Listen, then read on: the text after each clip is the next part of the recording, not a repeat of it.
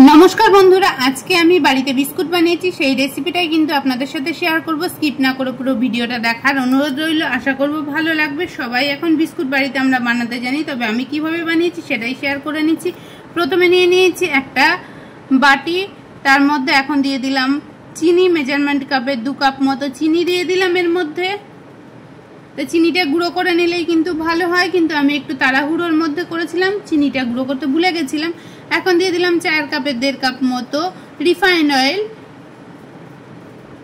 চিনিটা গুঁড়ো করে নিলে কিন্তু আরও তাড়াতাড়ি রেসিপিটা তৈরি হয়ে যায়।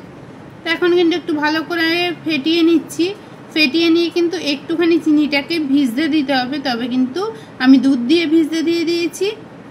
এখানে দেখুন 4 কাপের 1.5 কাপ মতো আমি কিন্তু দুধের ব্যবহার করেছি, এখানে কোনো জলের ব্যবহার করব না। এতেই কিন্তু আমার ময়দাটা মাখা হয়ে যাবে।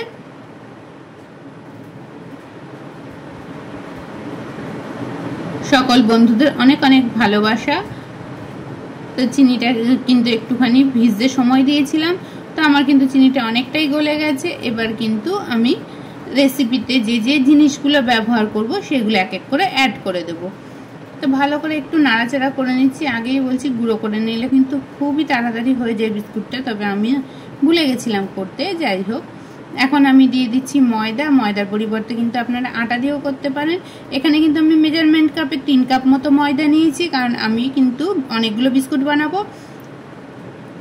তা এবার দিয়ে দিচ্ছি বেসন। বেসনও কিন্তু মেজারমেন্ট কাপে 2 কাপ মতো বেসন ব্যবহার করছি। 1 কাপ সুজি ব্যবহার করছি। বড় চামচের 1.5 চামচ মতো বেকিং পাউডার,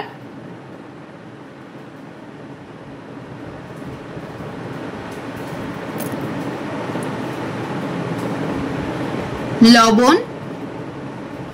এবার আমি বাদামটা কিন্তু গুঁড়ো করে নিতে গেছিলাম, কিন্তু একটু পেস্ট মতো হয়ে গেছে।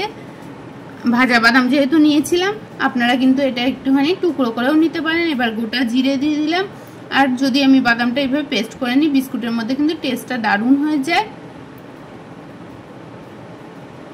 তো এখন কিন্তু আমি সমস্ত কিছু দিয়ে ময়দাটা মেখে নেব।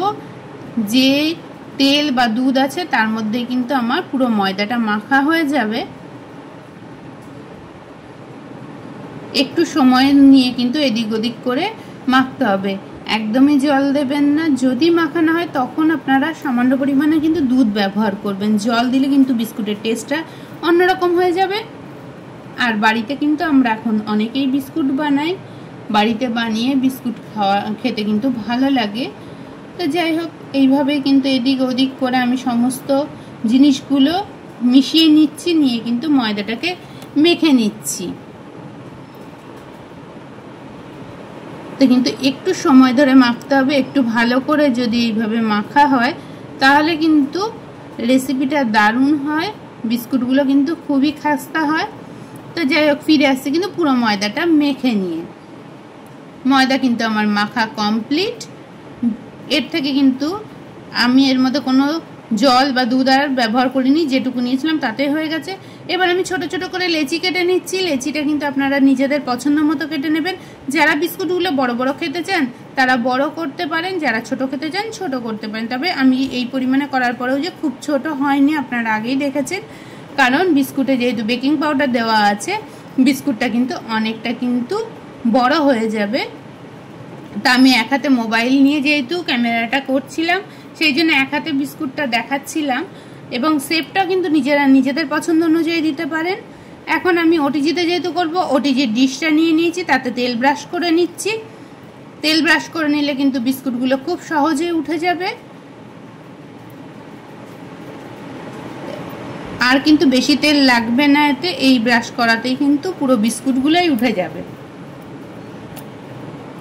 এবার একটা একটা করে বিস্কুটগুলো সাজিয়ে দেব। তবে আমি এইভাবে সাজিয়ে একটা কাঁটা চামচের সাহায্যে কিন্তু একটু ডিজাইন দেওয়ার চেষ্টা করলাম। আবারও কিন্তু আমি আরও একটা পাকিয়ে দেখিয়ে দিচ্ছি। এবার কিন্তু আমি স্ট্যান্ডটা খুঁজে পেয়ে গেছিলাম, সেই জন্য কিন্তু খুব একটা অসুবিধা হয়নি। এইভাবে কিন্তু করে নেবেন। কেউ গোল দিতে পারেন, কেউ চৌকো, কেউ স্কোয়ার, যে যেরকম ইচ্ছে সেরকম দিতে পারেন। শেপটা নিজেদের পছন্দ অনুযায়ী দেবেন। তো এইভাবে কিন্তু আমি সমস্ত বিস্কুটগুলোকে রেডি করে নিয়ে ফিরে আসছি। আবারও একটা সেম ভাবে পাকিয়ে নিলাম।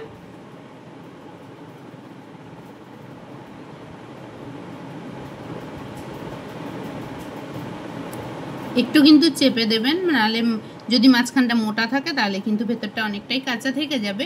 আমি যেহেতু ওটিজিতে করব, ওটিজিটাকে ফ্রি হিট করে নিলাম। তো 10 মিনিটের জন্য ফ্রি হিটে আমি দিয়ে দিয়েছি। তো এদিকে ফ্রি হিট হতে থাক, বাকি বিস্কুটগুলো আমি রেডি করে নিই। এখন কিন্তু আমরা অনেকেই বিস্কুট বানাই, আবারও বলছি এখন কিন্তু আমার ওটিজি হিট করা হয়ে গেছে। এবার ট্রেটা আমি ঢুকিয়ে দিচ্ছি ওটিজির মধ্যে। এখন কিন্তু আমি ব্রেক করতে দিয়ে দেব। ব্রেক করতে কিন্তু আমি প্রথমে 10 মিনিট দিয়েছিলাম, তারপরে কিন্তু আরও 5 মিনিট দিয়েছিলাম, টোটাল 15 মিনিট ব্রেক করতে আমার লেগেছে। এবার কেউ যদি ওই বিস্কুটটা একটু সাদা খেতে চান একটু দেখে নেবেন, আর একটু যদি লাল খেতে চান তাহলে কিন্তু আপনারা 20 মিনিটও দিতে পারেন, সেটা আপনাদের পছন্দ অনুযায়ী। এখন কিন্তু আমি টাইমটা সেট করে দিচ্ছি। প্রথমে 10 মিনিট দিয়ে দিয়েছিলাম, তো আমার কিন্তু ব্রেক করা শুরু হয়ে গেছে। বিস্কুট কিন্তু আমার রেডি হয়ে গেছে। বিস্কুট আমাদের বাড়ির লোকেরা কিন্তু একটু লাল লাল খায়, যেহেতু একটু লাল লাল করেছিলাম। লাল লাল করলে কিন্তু বেশ বিস্কুটটা খাস্তা হয়ে যায়, আর যদি একটু সাদা করেন তাতে কিন্তু একটু খাস্তা ভাবটা কম হয়। এবার আপনারা যেভাবে খেতে পছন্দ করেন সেভাবে করবেন।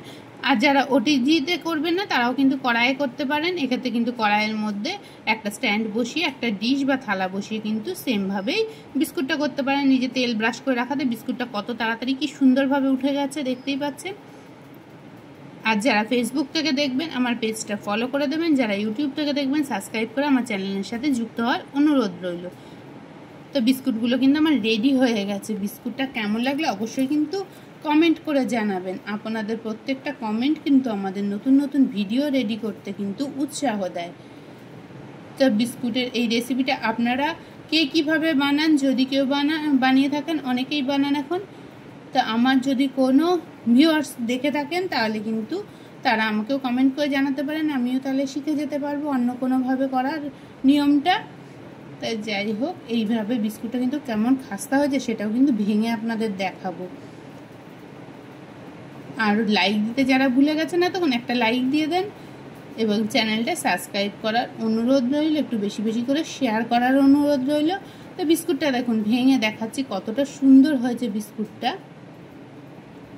চা দিয়ে কিন্তু এরকম বিস্কুট কিন্তু ব্যাস জমে যাবে, আর কিছু লাগবে না। আর বিস্কুট আমরা বেকারি থেকে কিনে এনে অবশ্যই খেতে পারি, কিন্তু বাড়িতে কেউ আসলে নিজে হাতে বানিয়ে যদি এরকমভাবে বিস্কুটটা দিতে পারি নিজেদের মনটা কিন্তু ভালো লাগে। তো এই যে একটু সাদা টাইপের এটা করেছি, দু রকমই দেখিয়ে দিলাম। আজকের মতো বিদায় নিচ্ছি, দেখা হচ্ছে নতুন কোনো ভিডিওর সাথে। ততদিন সবাই ভালো থাকবেন, সুস্থ থাকবেন।